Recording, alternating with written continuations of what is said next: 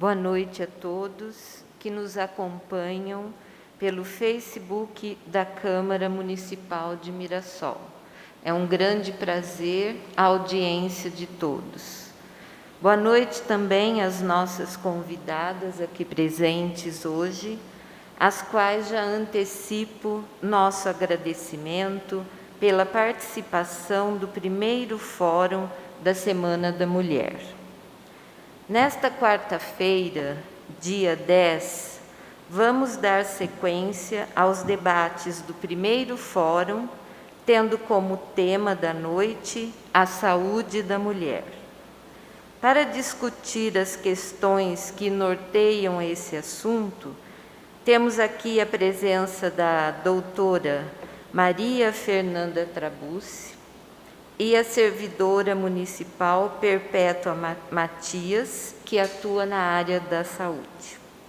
Lembrando a todos que esse evento está sendo realizado e fechado ao público, em razão das nossas determinações de prevenção contra o Covid-19, que colocou todo o estado de São Paulo na fase vermelha. Eu abro agora a palavra para nossas convidadas da noite, doutora Maria Fernanda e Perpétua.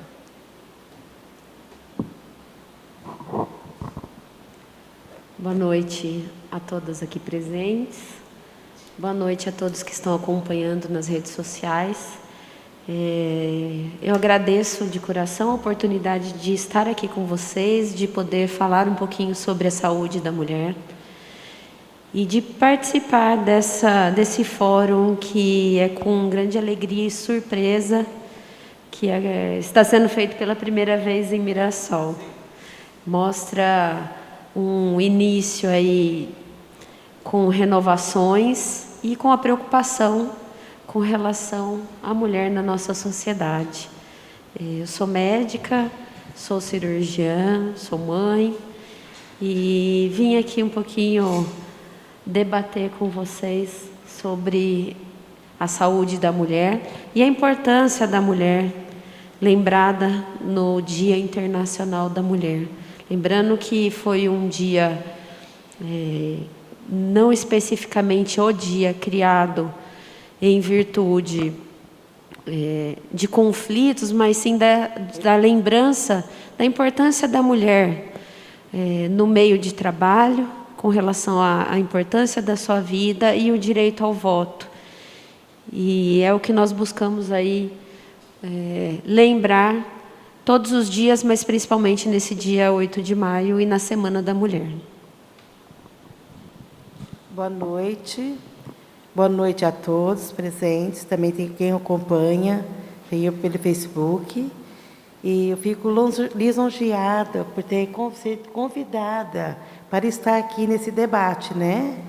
Como mulher, como uma servidora pública, né? Que estamos aí nesse dia aí, dessa semana, entendeu? Falando de vários temas, né? E hoje sobre a saúde da mulher, né? Uma coisa muito importante, né? Junto aqui com a doutora Maria Fernanda, né? E... como que é o nome? É a doutora Dona Marisa. Então, muito obrigada. Inicialmente, nós trouxemos aqui alguns apontamentos, né? Falar de saúde da mulher, a grande maioria das pessoas pensa especificamente nos preventivos que devem ser feitos. Precisamos lembrar, sim, dos preventivos. Existe um mês voltado para o preventivo de câncer de mama, que é o Outubro Rosa. Na rede é disponibilizado esse exame preventivo e a lembrança do autoexame. Também com relação aos preventivos do câncer de colo de útero e o câncer de pele não melanoma, que é o câncer mais frequente da mulher. Mas nós precisamos lembrar que a saúde da mulher, ela envolve, além dos preventivos, questões mais complexas e muito abrangentes, né? A mulher, ela é a mãe, ela é a genitora de toda a humanidade. Então, a mulher precisa entender que, para ela ser valorizada, ela precisa se valorizar. E esse início de valorização começa com o seu autocuidado. Então, uma atenção que ela precisa voltar para ela mesma, no sentido de alimentação saudável, praticar atividade física, nas correrias do dia a dia, estar atentas também às questões emocionais. Nós sabemos que isso está muito envolvido, né? A mulher, principalmente na idade madura de mercado de trabalho, a jornada dupla, a jornada tripla, e depois no período climatério e pós-menopausa, envolvida aí com questões de depressão, ansiedade, insônia, também estão relacionados à saúde da mulher. A mulher, em todas as fases da vida, ela demanda cuidados importantes, né? Então, a criança, no período perinatal, de 0 a 2 anos, ela precisa de acompanhamentos preventivos com uma maior frequência. Dos 2 aos 6 anos, consultas a cada 6 meses com o pediatra, e a mãe, que é a responsável principalmente por manter esses cuidados, né? Depois, a criança na fase de adolescência, em que desperta pontos da saúde relacionados à sexualidade, uso de preservativos, contraceptivos, a fase que a gente até não acredita, mas é quando deve ser feita a vacina contra o HPV, que é aí em torno dos 10 aos 12 anos, antes do início da atividade sexual. É interessante, mas aproximadamente 22% dos adolescentes iniciam a atividade sexual por volta dos 15 anos de idade. Então, é um outro ponto relacionado à saúde que nós temos que estar atentos, no sentido de conversar com essa adolescente, com esse adolescente, o uso de preservativos para prevenção de infecções sexualmente transmissíveis, HIV. Depois, a menina, né, a mulher acima dos 20 anos, já inicia com outras preocupações relacionadas à gravidez, a amamentação, o período aí de gestação, faz parte da saúde. Os preventivos ginecológicos, então o Papa Nicolau, que é oferecido pela rede de saúde, a mamografia a partir dos 40, 50 anos, ou em casos específicos, até um pouco antes. A mulher na fase aí de climatério, em que ela tem alterações hormonais e que mexem não só com o estado físico dela, né? Queda de hormônio, aqueles tabus relacionados à sexualidade também da mulher. E depois a mulher acima dos 60 anos, em que demanda um cuidado relacionado talvez até a um geriatra, os preconceitos e as inseguranças dessas mulheres por atendimentos médicos e discussão dessas questões. Então, a saúde da mulher, ela envolve todo um aparato e que demanda, em todas as fases da vida, alimentação saudável, atividade física, trabalhar a mente, pensando também com relação às outras questões que já foram debatidas, né, aqui, com violência física, sexual, violência psicológica, né, os abusos relacionados a essas mulheres em situações de vulnerabilidade. Então, a saúde da mulher, ela envolve diversos pontos que são importantes de nós frisarmos aqui. Eu acredito que nós podemos até abrir para questionar e abranger um pouco mais especificamente cada ponto.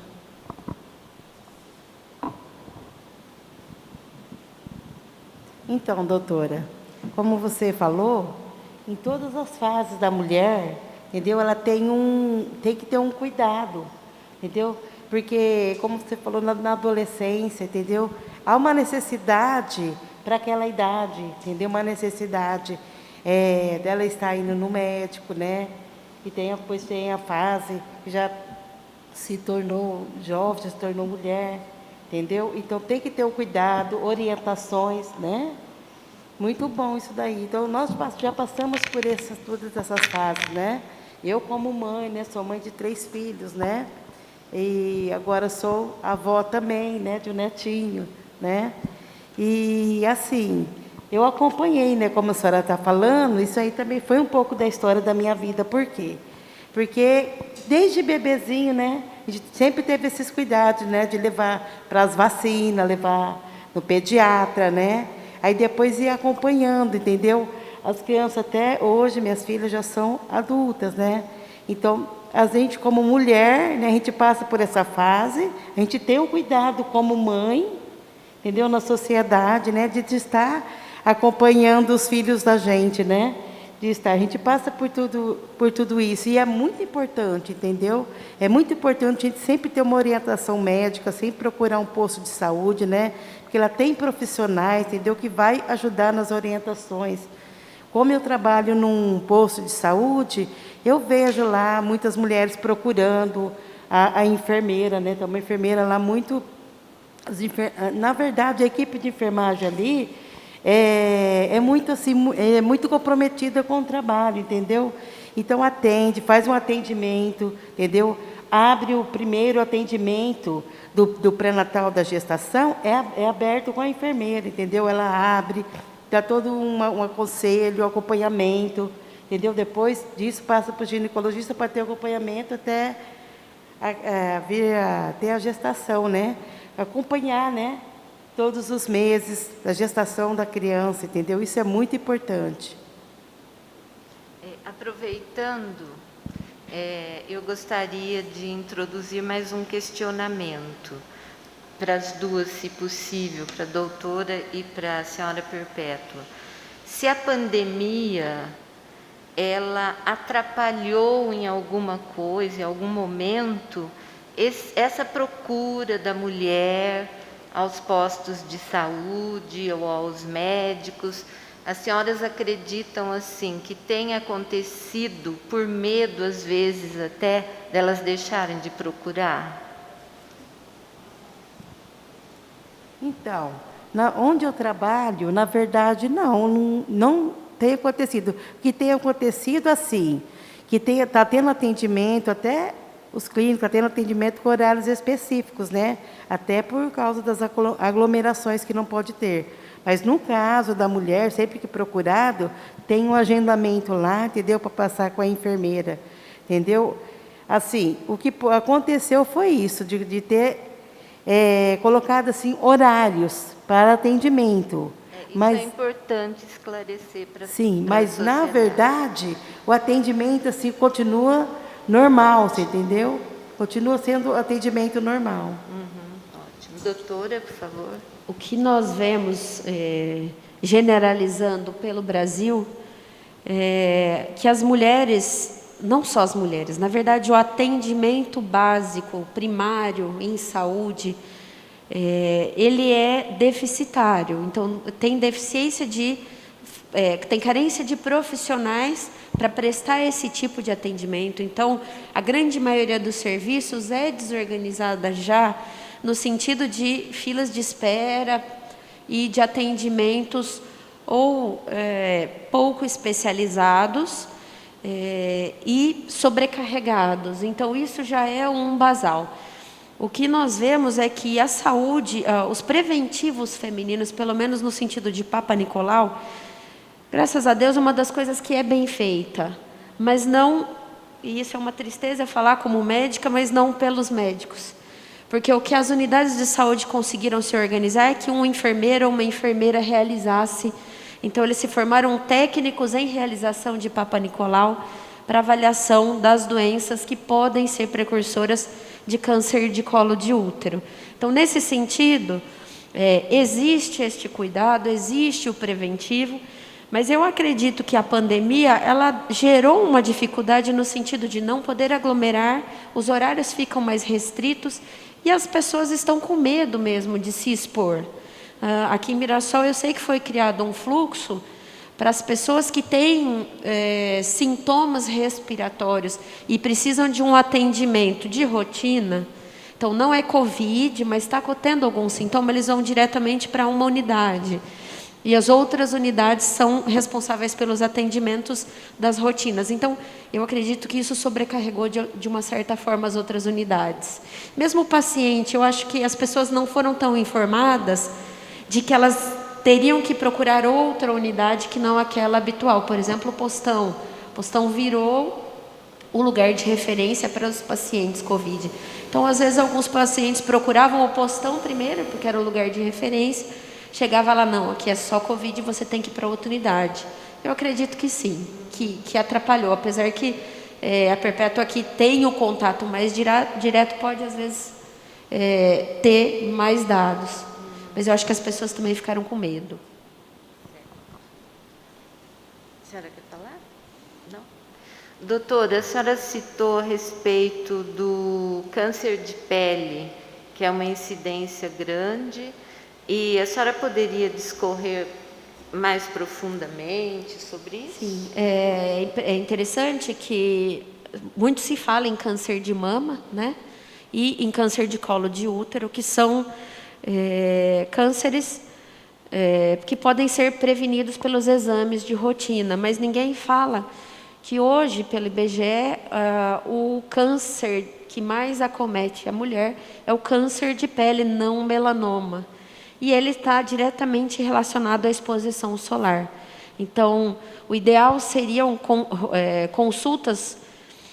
Logicamente, é muito difícil você ter um dermatologista em unidade básica para fazer rotina, para avaliar pinta, né? Que é onde normalmente começam esses cânceres de pele. Mas que se criasse alguma forma de avaliação. Porque o câncer de pele é uma doença que, sendo diagnosticada logo de princípio, também é curativo, né? Melanoma é um câncer mais agressivo, mas pele não. A gente sabe que consegue ressecção.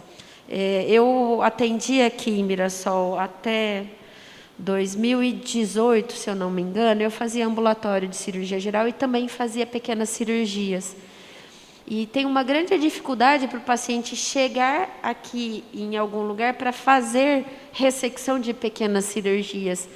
Eu sei que nas UBSs também fazem essas pequenas cirurgias, mas o paciente ele tem que vir com uma demanda muito grande, assim, está muito incomodado, que aquela pinta ele já coçou várias vezes, ela sumiu, depois ela voltou.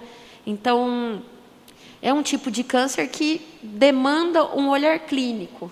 Não é qualquer pinta que é retirada, mas ela precisa de um acompanhamento. A diferença com relação à mama e câncer de colo de útero é que mama, o que nós enfatizamos é o autoexame. Não adianta eu fazer mamografia a cada 2 anos, como é preconizado, depois entre os 40 e 59 anos, mas não fazer o autoexame. Então, essa consciência que tem que ser despertada na mulher, porque as lesões, esse tipo de lesão, ela pode perceber, ela tem que ter um conhecimento do seu próprio corpo. E isso faz parte da saúde feminina, é isso que tem que ser conversado pelo clínico, pelo ginecologista, pelo médico que acompanha, seria o médico de família que acompanha essa mulher. É despertar para o próprio corpo. Eu sei cada pintinha que tem no meu corpo. É lógico que nas costas eu não consigo avaliar. Mas é isso aí. Na hora do banho, é fazer o toque na mama, sentir, apareceu algum carocinho diferente. É isso que nós temos que ter como campanhas, né? É olhar a pele, é tocar a mama e é fazer o Papa Nicolau anual. Mesmo que não é o meu médico, mesmo que é um enfermeiro, que eu não gosto que seja um homem, porque melhor que seja isso do que eu tenho uma lesão que é curável, inicial, e depois, quando eu vou ver, já não tem mais cura. Eu gostaria que a senhora Perpétua, ou a doutora, falasse sobre a gravidez na adolescência. As jovens procuram o posto de saúde para algum esclarecimento ou não? Como é que funciona isso? Por favor. No caso, aqui em Mirassol tem onde tem as adolescentes que era atendida. Só que por causa da pandemia, no caso, ele ficou para gestação geral, entendeu? E, tipo assim, nos postos de saúde, que funciona assim, procura, a enfermeira até abre lá o pré-natal, entendeu? Aí depois faz o acompanhamento, aí faz por telefone, entendeu? No Prosad, entendeu? Aí por telefone faz a ligação, aí ela vai passar por acompanhamento com o ginecologista, né? Porque no caso, no Prosad, era atendido diretamente lá, né, com a doutora Mariângela, né?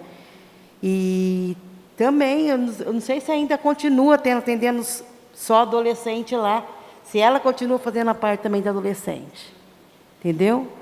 E quando não, entendeu? Aí ela liga no Prosad, aí ela é agendada, ou aqui no hospital, né, na maternidade, entendeu? Ou mesmo no Prosad, passa com a doutora. O Prosad é muito interessante, é muito bacana. Mirassol é uma das poucas cidades que mantém esse programa, que é um lugar, uma unidade de atendimento específico para adolescentes. E elas fazem um trabalho muito bacana. Todas as médicas lá, tem psicóloga que faz esse acompanhamento. Então, a gravidez na adolescência, ela acontece mesmo. Ela precisa de um acompanhamento de perto, precisa ser criado um vínculo, porque, como eu falei no começo, a mãe, ela é fundamental para toda a humanidade. É ela que vai ensinar para a criança tudo, como comer, como andar, como conversar, como lidar com as pessoas, como reagir ao que acontece com ela, no sentido das correções que tenham que ser feitas, é um olhar atento para tudo. E o que ela faz desde o princípio, desde durante a gravidez, isso muitos trabalhos já mostram. A criança dentro do útero da mãe, ela já começa a receber os estímulos sonoros, de afeto, de paladar. O que a mãe come, a criança já começa a desenvolver o paladar. Então, esse trabalho durante a adolescência, ele é fundamental que seja feito, porque você imagina que já é uma fase de conflito, né? A mudança hormonal, aquela fase da aborrecência, de não aceitar, de conflito com os pais, e aí é uma criança cuidando de outra criança. Então é fundamental manter esse projeto. A adolescência, além disso, o trabalho a ser feito nos preventivos, né? Nos contraceptivos, na livre escolha, mas de anticoncepcional, mas que ela aconteça de uma forma orientada. Não adianta falar que eu ofereci uma livre escolha, mas a pessoa não tem a menor noção do que é isso. Então, esse atendimento ele é fundamental para a saúde da mulher. É uma menina, mas é uma mulher que tem que assumir responsabilidades. E ela precisa entender de uma forma que nós podemos fazer, de uma forma humana, de uma forma acolhedora, que essa fase vai ser maravilhosa. Que essa gravidez, ela, apesar de não ter sido planejada, na grande maioria das vezes, ela é uma bênção e ela é um ensino. Ela vai sempre trazer algum aproveitamento para essa menina que precisa aprender. E essa acolhida do Prosad aqui é fundamental. Mesmo a mãe dessa menina, né? Ela precisa entender que não pode ser castigada porque isso aconteceu, e nós não temos que mudar, não tem como fazer. O que nós precisamos é ensinar que precisa de amor. Uma de vocês poderia informar aos internautas o endereço onde funciona o Prosad, por favor? Especificamente, o endereço eu não sei. Eu sei que é perto da Coab 2. Eu não sei se é na Rua dos Galavote. Eu sei que é bem próximo da Coab 2. E vale muito a pena conhecer o lugar. É muito, assim, acolhedor. E elas têm um vínculo que eu achei bacana. Você chega lá, elas têm as fotos da mãe, a foto do bebê, a doutora Mariângela, que eu conversei lá, mostrando o que eles têm de cuidados, o que eles têm de medicamentos para doar, de suplemento para doar. A doutora Fátima também, nossa, ela é maravilhosa. Eu acho que é isso que faz a diferença. A Norma, que é que a psicóloga, né, que a terapeuta, que é muito complicado também essa fase de conflito, e ela trabalha muito bem. Perpétuo, quer falar alguma coisa? Tá certo. É isso aí mesmo, fica na Coab 2, que era no antigo postinho da Coab 2, né? Que agora o novo postinho fica na parte de baixo. Ela não tem um endereço, assim, para passar aqui, entendeu? Assim, o endereço de lá. Entendeu? Mas, Casa Adolescente. Avenida José Emídio Não. de Faria, não é mais.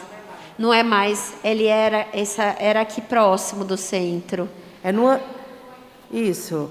Antigo postinho da Coab 2, que hoje o novo fica Na esquina. numa esquina de baixo, e na esquina de cima fica o Prosad.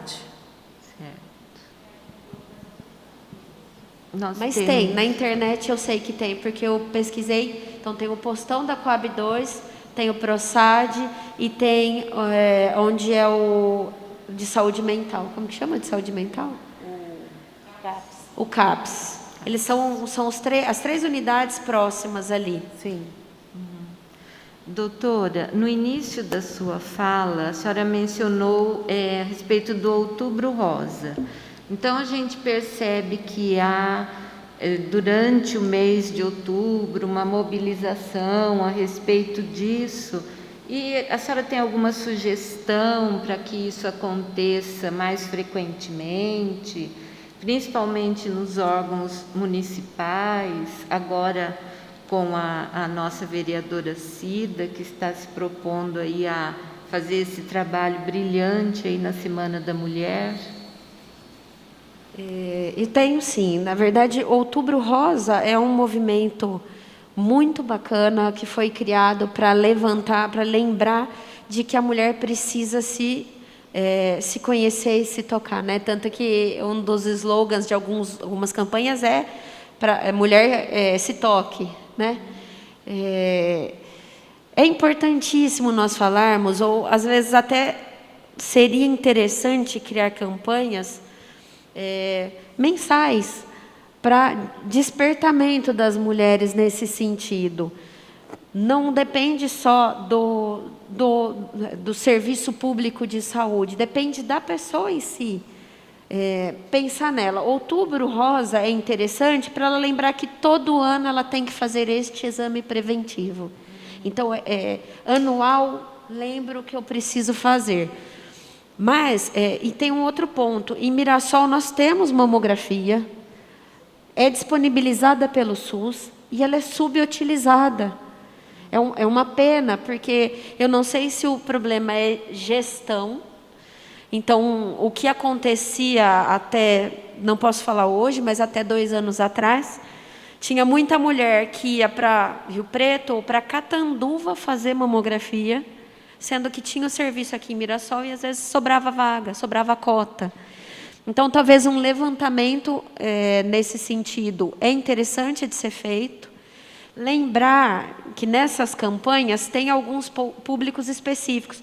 Não é só a mulher que fez 40 anos que vai fazer. Se ela tem uma história familiar importante, então, a mãe, a irmã, uma tia de 1º grau, se elas já tiveram câncer de mama, o rastreamento dela é feito antes. Às vezes com 35, tem algumas com 30 anos. Então, é importante frisar que não é porque eu tenho 30 que eu não faço parte do Outubro Rosa. Todas as mulheres têm que despertar essa consciência. E o primeiro passo é fazer o autoexame. Então, todo mundo vai tomar seu banho todo dia? Levanta o braço, palpa a mama, todos os quadrantes, palpa a areola. Levanta o braço, palpa o outro. De preferência, pós-período menstrual. Mas para quem não tem mais menstruação, que faça isso como rotina. Porque é aí que vai gerar o clique de que alguma coisa não está certa. E é interessante porque salva a vida. Fazer diagnóstico precoce faz uma cirurgia pequena, curativa. Às vezes não tem que fazer quimioterapia, não tem que fazer radioterapia e cura. Perpétuo, fala alguma coisa? Não? Nós temos alguma questão do... Quer falar? Por favor. Desculpa. Até com idade, até menores, que eu já vi casos assim, de mulher até com 22 anos fazendo. Por quê? Porque ela tinha casos na família, entendeu? Aí faz a mamografia, e depois da mamografia tem a ultrassom de mama também. Nós temos algumas questões dos internautas? Não? Deixa eu só enfatizar que eu achei o endereço. Tá certo. Tá. O endereço, então, do Prosad é Casa do Adolescente, Rua dos Toso, 1110, Coab 2, e o telefone 3253-5730. O endereço é esse mesmo. Esse mesmo? É esse mesmo. O telefone eu não sei, mas o endereço é esse mesmo. Tá certo. A nossa... No caso, o telefone também. Certo, certo. A nossa vereadora Cida quer fazer algum comentário a respeito? Boa noite a todos, a todas. Então, eu gostaria de saber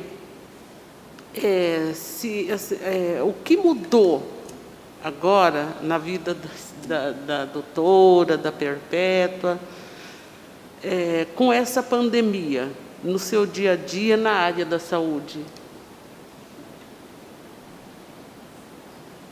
No meu dia a dia, dona Cida, no caso, assim, no nosso serviço cotidiano nosso é normal, né? Foi o que eu falei logo no início, que aconteceu assim, para evitar as aglomerações, que estão sendo agendadas consultas de 15 em 15 minutos, né? Porque no caso, aí tem um agendamento, que são 16 pacientes, aí agenda de 15 em 15 minutos, entendeu? Mas no nosso dia a dia, assim, está normal, mas no sentido de atendimento, entendeu? A população, né? Aos pacientes, está sendo dessa maneira. No nosso dia a dia é normal, assim, o nosso serviço, os horários, tudo. Para mim mudou bastante. Eu sou cirurgiã e eu faço cirurgias eletivas, né, que são agendadas. Em consultório mudou pouco, mas no atendimento ao SUS, infelizmente, nós paramos de fazer atendimento ambulatorial. Então, o paciente que tem uma hérnia inguinal, uma hérnia umbilical, que tem pedra na vesícula, eles não estão sendo atendidos e não estão sendo feitas cirurgias eletivas. Eu faço ambulatório lá em Rio Preto e parou porque não tem leitos. Nós não podemos ocupar leitos com uma cirurgia que não é urgência, que vai ser usado para COVID, né? Então, nesse sentido, diminuiu muito.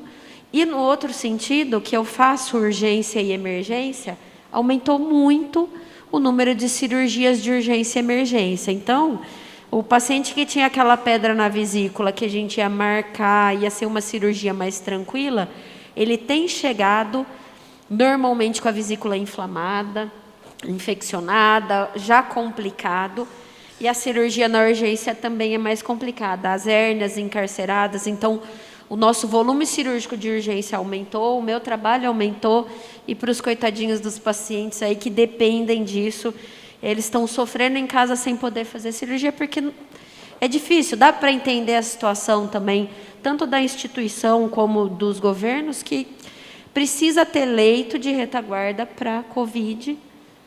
E, infelizmente, nós passamos por uma situação super delicada.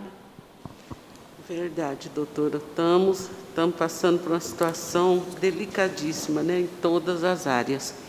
Mas nós temos aqui uma perguntinha das nossas internautas. O que nós temos de planejamento familiar em Mirassol hoje para a saúde? Olha, eu posso falar a respeito do levantamento que eu fiz ano passado. A atenção básica à saúde em Mirassol ela é muito precária, né? O SUS, ele tem um programa muito bacana para atenção básica, com uma estrutura e um programa de atenção à saúde da família, em que ele tem um médico, uma enfermeira, se eu não me engano, são 5 técnicos de enfermagem e mais, acho que, eu não lembro exatamente se 10, 12 agentes de saúde, e que são responsáveis por um número de famílias ou de pessoas de uma certa região. Então, essa estratégia de saúde da família seria responsável por todo um cuidado. E aí, nessa estratégia de saúde da família, estaria inserida o planejamento, né? Então, nesse sentido, eu acredito que está deficitário. Mas, de uma forma geral, o que nós temos orientação para a prevenção de doenças infecções sexualmente transmissíveis, com fornecimento de preservativos e anticoncepcional. Nós temos alguns problemas, alguns entraves relacionados a planejamento, porque onde não tem muita conversa de preventivo, nós também não temos muito como planejar. Então, o que nós teríamos de planejamento? Uso de preservativos, métodos anticoncepcionais orais, injetáveis, os preservativos masculinos e femininos e os métodos de esterilização definitiva, né? A vasectomia ou a laqueadura, que são dificuldades de acesso. Então, aconselhamento familiar e planejamento familiar peca, assim como toda a orientação de pré-natal, né? Tem uma exigência de um número mínimo de consultas de pré-natal, em que essa mulher deveria ser acolhida, orientada sobre amamentação, sobre a alimentação dela durante a gestação, sobre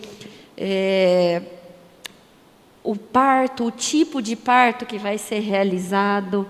Né? Entendi. E nós temos isso, essa orientação para essa família?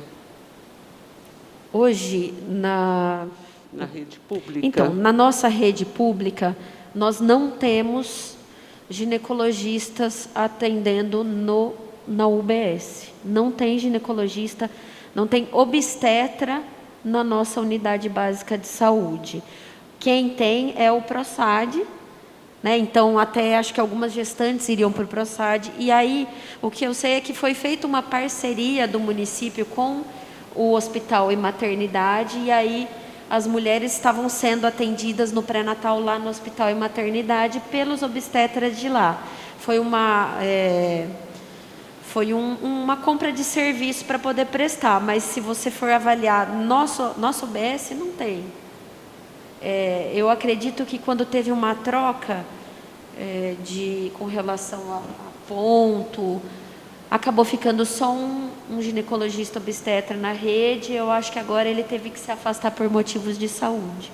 Entendi, mas eu acredito que agora com essa nova direção aí, as coisas vão se encaminhar bem, porque a gente sabe que eles têm muita boa vontade, estão com um projeto maravilhoso aí para reverter essa situação da saúde aqui em Mirassol. Eu acredito que sim. Tem boa vontade, tem interesse, e nós precisamos da parceria da administração com essa casa aqui. Né? Pessoas boas com o mesmo objetivo só pode entender que vai ser bom para todo mundo. Com né? certeza. Oferecer esse atendimento primário de uma forma humanizada, com o médico sendo valorizado, ele vai trabalhar muito satisfeito, muito mais satisfeito, e ele vai dar um atendimento humanizado, que é o que o paciente precisa. Ele não pode ser mais um paciente que eu vou atender em 5 minutos. Eu acredito muito nessa nossa gestão e em todas essas mudanças que aconteceram na nossa cidade. É o que que a gente acredita, né? E sabemos que são pessoas competentes, com uma vasta experiência, uma visão diferente, né, para a nossa saúde. E aí, dona Perpétua, a senhora está quietinha? Fala alguma coisa aí para a gente. Então, no caso do ginecologista, né, na UBS lá que eu trabalho, né, é o doutor Dibo que está, mas infelizmente, no caso, ele atende as mulheres em geral, né? Ele afastou, não afastou por problema de saúde? Ele afastou, mas voltou, entendeu? Mas é muito pouco, né? Um só é muito pouco para a nossa cidade, né? Então, assim, é complicado assim, o atendimento por falta de... Precisava de mais, né? Mais médico, ginecologista, né? Em outros postos de saúde para estar tendo uma abrangência melhor, né? Está atendendo a mulher, né? Para ter mais uma procura, né? É uma coisa que é interessante de se pensar, assim, você como mulher aqui representando a gente, em se criar, eu sei que é complexo, mas se criar uma estrutura com equipe que possa dar esse tipo de orientação nas unidades, né? Pessoas que gostam do que fazem, para acolher essas mulheres do preventivo, do pré-natal, de orientação de parto, porque o Ministério da Saúde e a Organização Mundial da Saúde, elas preconizam para a mulher parto normal. A exigência é que se tenha mais partos normais, eu não lembro porcentagem. E hoje o que a gente vê é que 80%, 90% dos partos são cesariana. E a grande briga é que a mulher tem direito a fazer a cesariana, porque é menos sofrido. Mas ninguém explica como que é o pós-cesariana, ninguém explica como que é o parto normal. Então, eu acredito que se tiverem pessoas com vontade e que sabem orientar essas mulheres, provavelmente essa escolha pode ser feita de uma forma melhor. Eu falo porque eu tive parto normal, eu quis. Então, nos meus 9 meses de gravidez, eu trabalhei para fazer parto normal. Eu fiz atividade física para o parto normal, eu ganhei o peso suficiente com uma alimentação adequada. Então, se nós pudermos fazer esse trabalho humanizado com essas mulheres, eu acredito que esses dados melhoram. E uma criança que nasce de parto normal é muito mais... eu não falo que ela é muito mais saudável, mas para ela, a passagem pelo parto normal, as contrações da mulher, a passagem pelo canal de parto, a maturidade, a maturação desse pulmão, é mais saudável. E a mulher não precisa ser um parto normal sofrido. Então, a humanização também dentro do hospital, para que ela tenha uma analgesia. Existe isso. Tudo isso, se nós trabalharmos ao longo aí de 2, 4, 6, que seja em 10 anos, pode mudar. A amamentação, orientar para a mulher, não é que ela tem que amamentar, mas que é maravilhoso amamentar. Você ter a criança no braço e olhar para ela mamando seu peito, isso é maravilhoso. Então, o que eu acho que falta é esse contato e ter as pessoas, mas para as pessoas quererem fazer isso, elas também têm que ser valorizadas. Com certeza, doutora, é o que nós estamos aguardando, né, dessa nova gestão, e eu tenho certeza que eles vão nos surpreender. Nós temos surpresas aí pela frente, são pessoas competentes que a gente pode depositar nossa confiança, que eles vão fazer o melhor para a nossa população de Mirassol. Eu gostaria que as duas, ou uma de vocês, por favor, falasse um pouco a mais dos métodos contraceptivos que já foi dito aqui, se são assim uma forma de independência da mulher, que a mulher ela tem que conhecer o seu corpo, como a doutora falou, mas e que tipo de método ela vai utilizar? E se as doenças sexualmente transmissíveis, quando as mulheres fazem as consultas, tanto no posto de saúde ou no próprio consultório, elas são... É oferecida a elas o conhecimento de quais doenças ela pode ter caso não haja prevenção. Então, o primeiro ponto, sobre os métodos anticoncepcionais, né, os contraceptivos. O ideal é que se comece a falar para adolescente, na verdade, a partir dos 10 anos de idade, para se falar sobre sexualidade, né? Parece ser muito precoce, mas a vacina preventiva do HPV, ela deve ser feita entre 10 e 12 anos de idade, no menino e na menina. E isso as pessoas não têm esse conhecimento. Então, o início da discussão de sexualidade, de contraceptivo, deve se iniciar nessa fase. Seja com um ginecologista, mesmo ela não tendo iniciado a atividade sexual, mas o ginecologista ele é importante. Se não for o ginecologista, que seja um ebiatra, né? Que é o pediatra especializado para esse adolescente. Ou mesmo um clínico que faz o atendimento da saúde da família. Então, o que nós temos aí com relação a contraceptivos, o uso de anticoncepcional oral e injetável. Então, existe o uso do anticoncepcional oral, que ele é um uso diário, contínuo, né? Nas cartelas aí tem as doses de hormônio, e isso a prescrição é médica, né? Se é uma pílula com uma dose maior ou menor de hormônio. E dentro desse uso contínuo tem as pílulas que não têm tanto efeito para ela poder ter o ciclo menstrual normal. Os injetáveis que têm a injeção mensal e que normalmente é disponibilizada na rede pública também. A injeção trimestral, o grande problema, todos têm seus prós e contras, né? O uso diário é lembrar que tem que usar todo dia no mesmo horário. Tem algumas medicações que às vezes ela pode usar que pode interromper o efeito. O uso mensal é de esquecer a data mensal de usar ou trimestral. E lembrar que esses contraceptivos, eles não são preventivos das doenças sexualmente transmissíveis. Então, o método contraceptivo que vai impedir infecção sexualmente transmissível, HIV, hepatite C, hepatite B, é método uso de camisinha masculina ou feminina, né? Eu não sei se feminina disponibiliza no posto, né? Acho que a Perpétua pode falar melhor. Sim, os dois, tanto masculino como feminino. E aí existe também para as mulheres casadas que já se estabeleceram, já têm um número de filhos determinado lá pela lei, que não quer mais, que não tem intenção de ter outros filhos. Então existe a possibilidade de a laqueadura tubária, né, que é ligar as trompas, e a possibilidade do marido fazer a vasectomia. Isso é importante falar, porque todo mundo acha que a solução é só a mulher.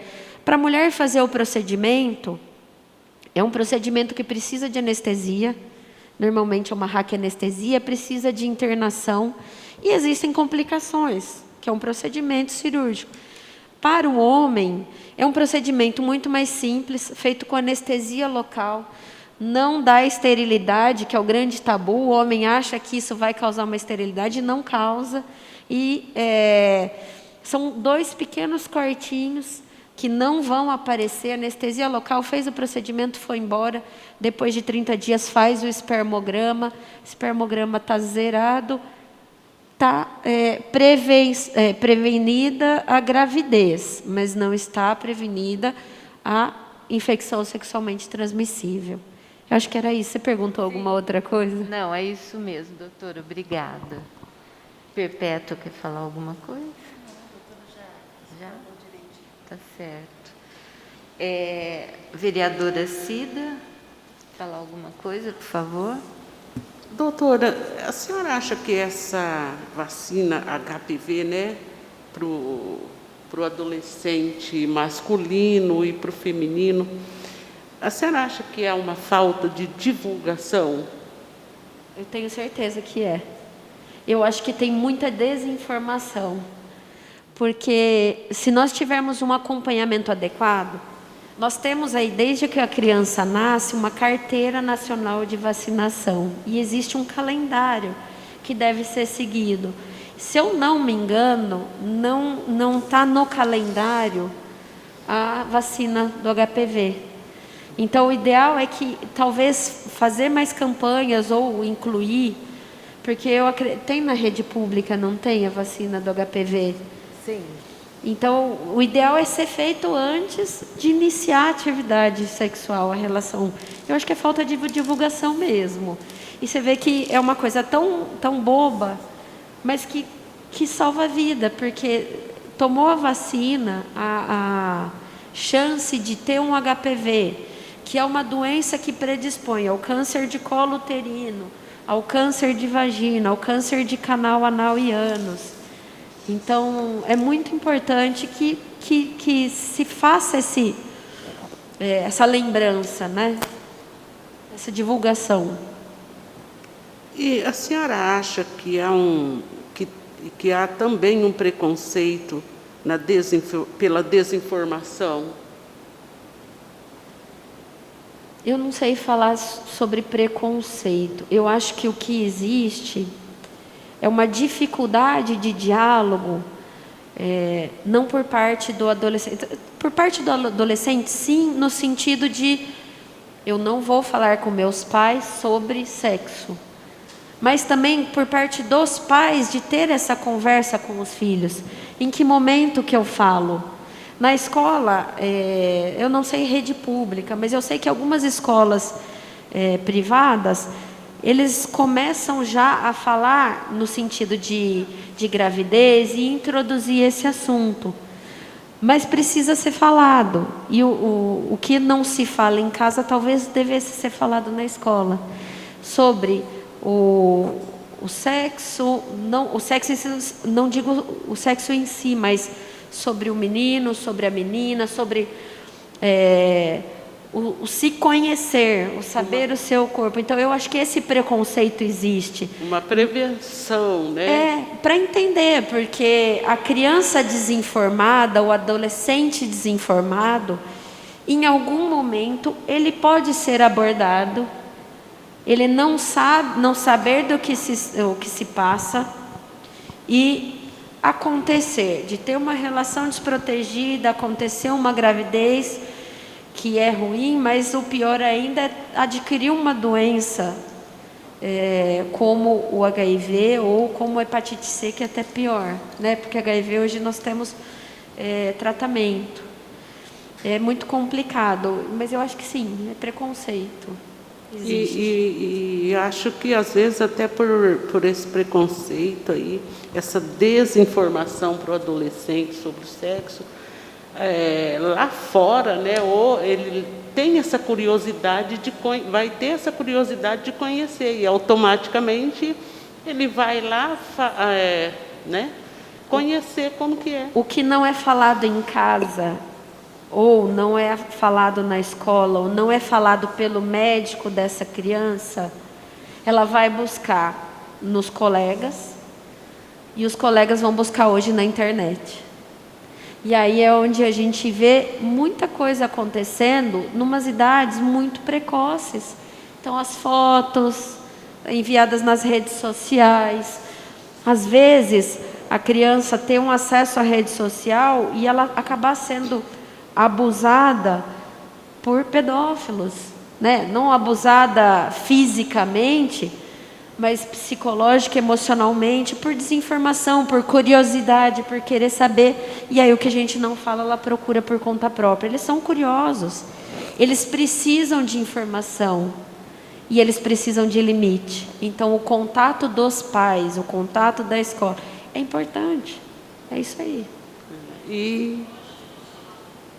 E a senhora, dona Perpétua, fala para a gente aí o que a senhora acha de tudo. Eu concordo com a doutora, né, de ter um diálogo dos pais com os adolescentes, no caso, né.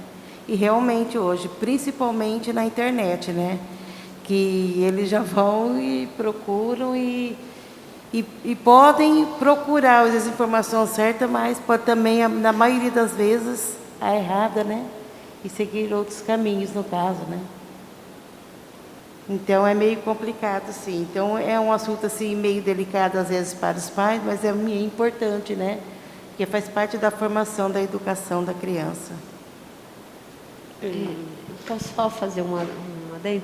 Por favor. Que é muito interessante de nós observarmos hoje, não só especificamente de saúde, mas os pais hoje trabalham muito, né? A mulher na busca de sua valorização, de entrada de mercado de trabalho, e aí ela tem em casa outra jornada de ser a mãe, de ser a responsável pelo que eu vou comer, como que vai ser a limpeza e tudo mais, e ainda é a esposa.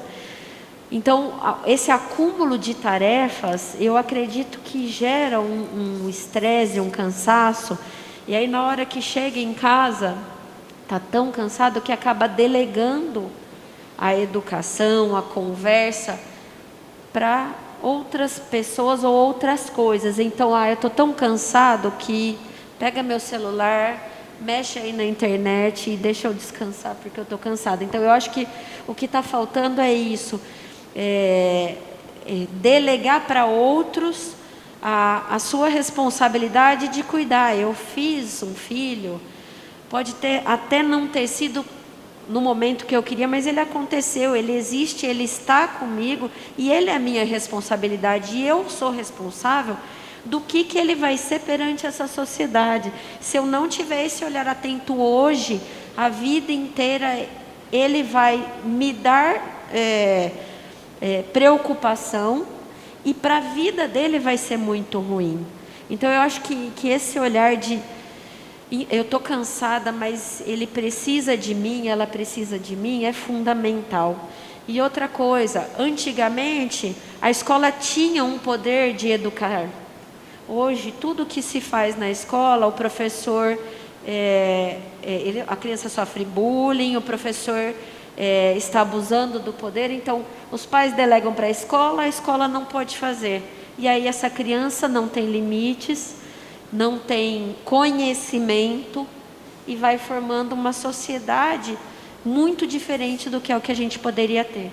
Na verdade, tiraram dos professores, né, a autoridade de ajudar as mães nesse sentido, né? Exatamente isso. Então, acaba sobrecarregando elas. E aí, dona Perpétua, o que a senhora acha? Fala com a gente aí. Vocês explanaram muito bem, né? Eu concordo com tudo que vocês disseram, né?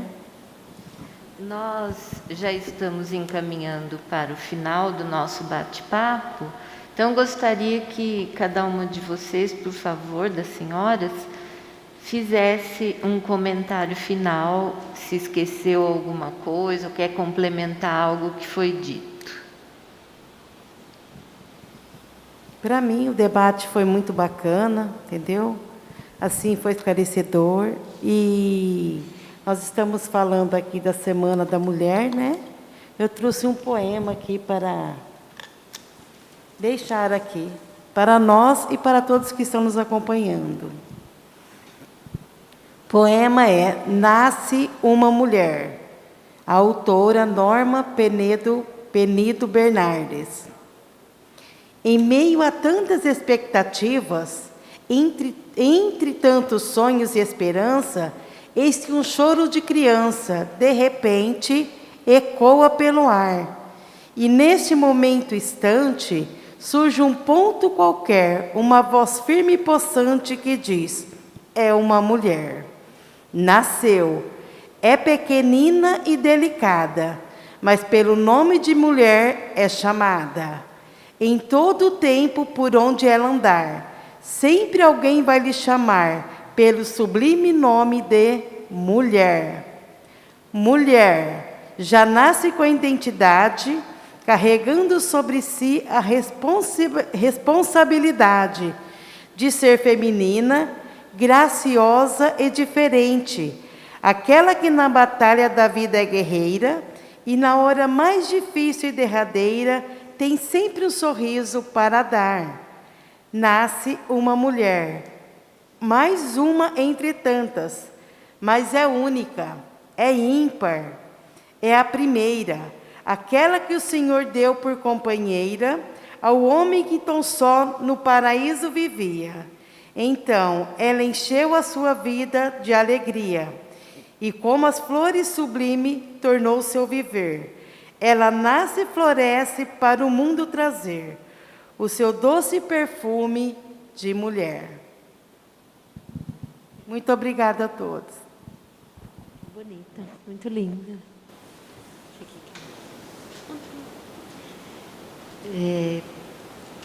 Mais uma vez, agradecer a oportunidade de estar aqui. Eu adorei nós batermos esse papo. Prazer em conhecê-las um pouquinho melhor.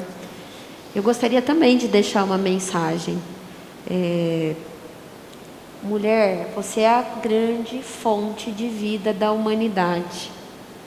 Você precisa ser valorizada, nós precisamos ser valorizadas. Mas para nós que isso aconteça, começa conosco mesmo. A mulher precisa se cuidar. De que forma ela se cuida? Que ela consiga comer direito. Então, cuida da sua alimentação. A alimentação saudável já é o início de cura de qualquer doença e de qualquer problema. Não é fácil, mas é fundamental uma alimentação saudável. Comer frutas, comer verduras, carnes mais magras, alimentos menos processados, isso é saúde, tá? Outra coisa, cuidar de si é fazer atividade física regularmente, em todas as fases da vida. 2 a 3 vezes por semana, fazer uma caminhada que seja, caminhada não custa nada. 45 minutos, 2, 3 vezes por semana, isso é saúde.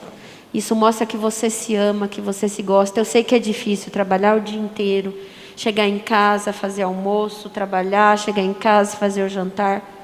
Mas pega um sábado e dá uma caminhada, escolhe um outro dia da semana, uma terça-feira no fim do dia, pede para o marido cuidar das crianças e sai e tira esse tempo para você. Cuidar da mente. A mente, ela é a principal fonte de todos os nossos problemas e das nossas soluções.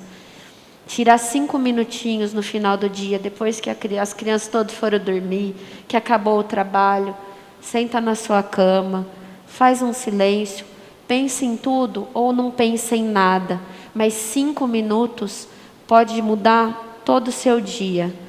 Agradecer. Agradecer porque nós temos saúde. Agradecer porque nós temos um lar, porque nós temos alimento, porque nós temos trabalho, porque nós temos família. Ser grato já é um passo para ter todas as coisas positivas ao nosso redor. E por último, e mais importante eu acredito, é cuidar do espírito, independentemente de crença ou de religião.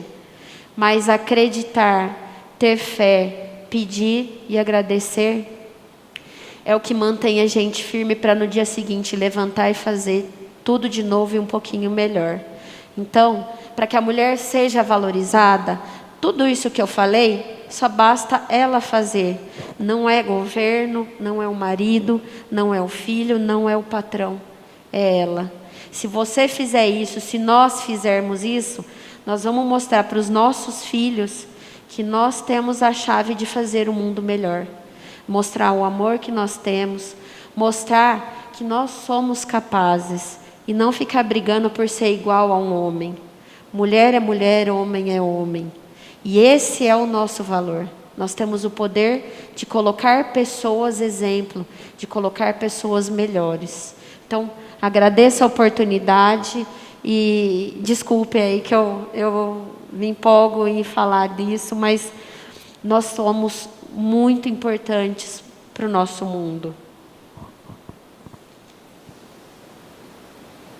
Bom, pessoal, gostaria de agradecer a doutora, agradecer a dona Perpétua, a Marisa, por estar aqui presente com a gente nessa noite. Não se esqueçam que amanhã nós teremos novamente a nossa palestrante, que vai falar sobre a educação. Então, não perca nas redes sociais, né? Manda suas perguntas, que nós vamos responder, tá bom? Então, nós aguardamos vocês amanhã. Muito obrigado. Desde já, nós agradecemos. Nós agradecemos a todas, a doutora Maria Fernanda Trabucci, a senhora Perpétua Matias, e principalmente a iniciativa da nossa vereadora Cida, e esperamos que a partir desta semana ações sejam desenvolvidas para a melhoria dos atendimentos às mulheres. E amanhã, às 18 horas, aguardamos a todos. Boa noite, obrigada.